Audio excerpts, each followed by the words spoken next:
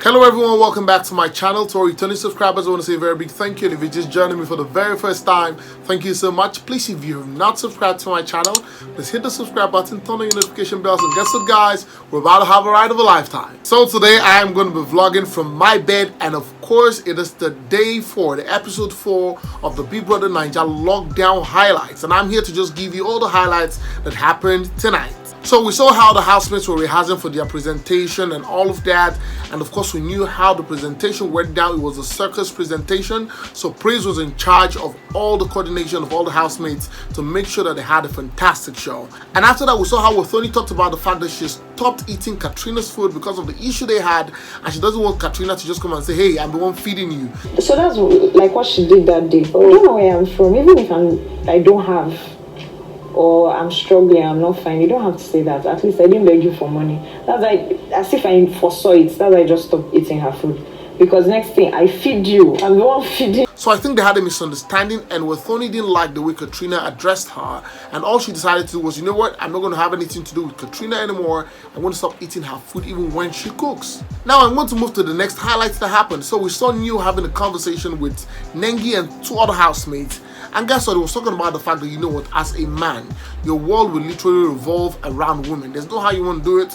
Your world will revolve around women. I mean, a woman give back to you and all of that. And even when you work hard and you want to make money, of course you want to spend on yourself as a man, but of course you also want to spend on a woman to just, you know, you want to have that fulfillment that you spent on her. And it just took me back to when he literally washed V's panties.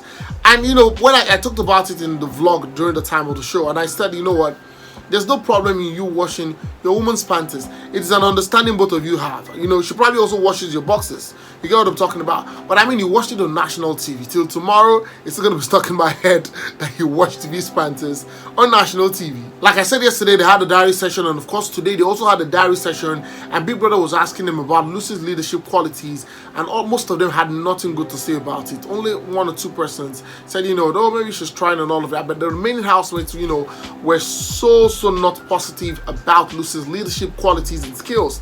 And of course she had a clash with Tochi when they were cleaning the house. So they had this 10 of them needed to clean the whole house. And guess what? She was trying to order Tochi around, and Tochi, a huge guy, was saying, you know what, you cannot order me around. And I understood where Tochi is coming from. I'm not being, you know, biased here. I'm just saying that, you know what, when you're in a house with people, this is a game. So all you need to do is be able to understand people's strengths and abilities, understand their weaknesses, know how to address people. So you don't say, hey, come, follow me. I mean, you don't pay his salaries. You guys came for the show together.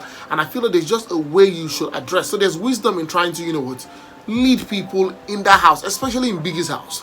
Everybody came on the same platform. Everybody came, whether you're a billionaire's son or you're the son of a governor, you find yourself in the house, both of you, all of you are housemates. So if you are now the head of house, there should be a way you should literally address people. But of course, you know, Tochi didn't take any of that lightly. He gave it to her back and said, you know what, you cannot order me around. The next thing we were shown was when Kiddwaya and Erika were talking about how they handle issues. So I think both of them already began to see the fact that they were already growing in their relationship, and they wanted to have the conversation about, you know what, when we're angry, how do we handle issues? So Kiddwaya was talking about the fact that for himself, I mean, he doesn't like to talk about the issue at the moment. When he's angry, he wants to go somewhere, cool off, and then come back and have the conversation. Erika said, you know what, when I'm angry, I address it right there and then. Yeah, I mean, I like to talk about it and stuff, but I've learned how to control my emotions. So I walk away first. That's my controlling mechanism, is to walk away, to calm myself down, because I can't.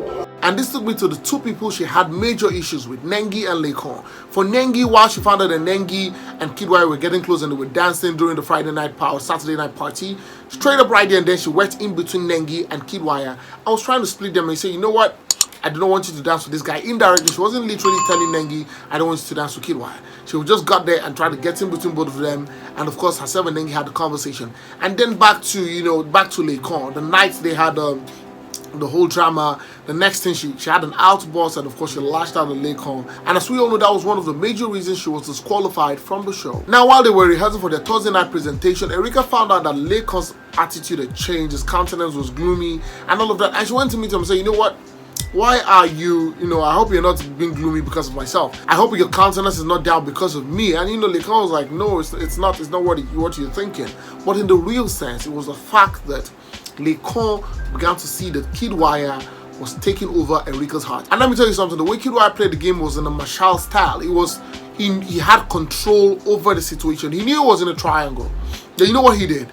He pulled his enemy closer. He pulled Laycon closer, like, what's up, my guy? How you doing? I mean, it was one of the tactical strategies I have seen in a relationship. So he understood that this guy wants my girl. I'm not going to drag my girl with him on national TV. What am I going to do? I know my girl likes me, but I know he's also trying to get into her head. I'm going to pull him closer. I feel I have an upper hand in this game. I pull him closer. I make him see that we're friends. And you know what? After I laugh with him, I don't fight with him. I don't let him feel that, you know what, we're enemies. And I go back to my girl while he's still thinking that, hey, he can get into my girl, but there's no way there. And after the rehearsal, we saw Laycon in the garden with Erika. And you know what? Laycon and Erika were having a conversation about the fact that Erika was already getting attracted to Kiddwaya.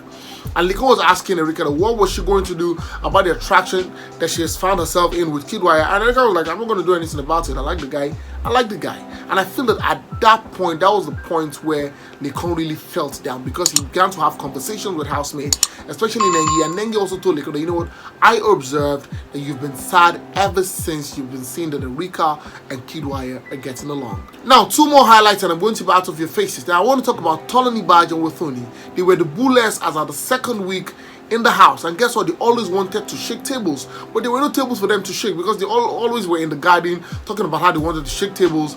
But guess what, they had no table to shake, because in the long run there was nobody that was in a relationship that they could break. Well, Tony eventually maybe found her way with Brighto towards the end of the show when they got out, but in the long run the relationship did not last. We saw the T-Badge.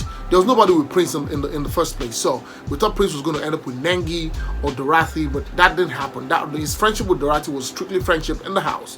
So Bbnaija felt that she had gotten Prince, because at some point we found out that Prince and T-Badge were together. You know, Prince asked her, told Bbnaija he was ready for her, and that they left Nengi alone and they could start, having their relationship to grow. So in the long run, we started seeing Bbnaija and Prince, stay in bed together, and we thought that something was going to happen. But guess what? Prince was never going to have a PDA on national TV, because Bbnaija almost every night wanted Prince to touch her and just hug her or kiss her or do whatever it was.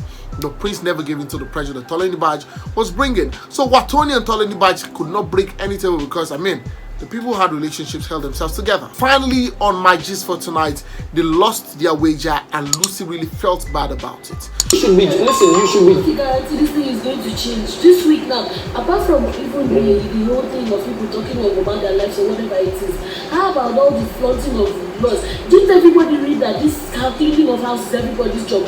She felt bad about the fact that they lost their wager, and Prince was telling her that, you know what, we didn't even win last week. Nengi was the head of house. We didn't win the wager. So, do not take it to heart. But Lucy was like, you know what, I'm the head of house this week and we should have won that stuff. And because Big Brother did not even show us a particular place where he asked Lucy and said, Lucy, what do you think tonight about the performance? And she was like, she doesn't know.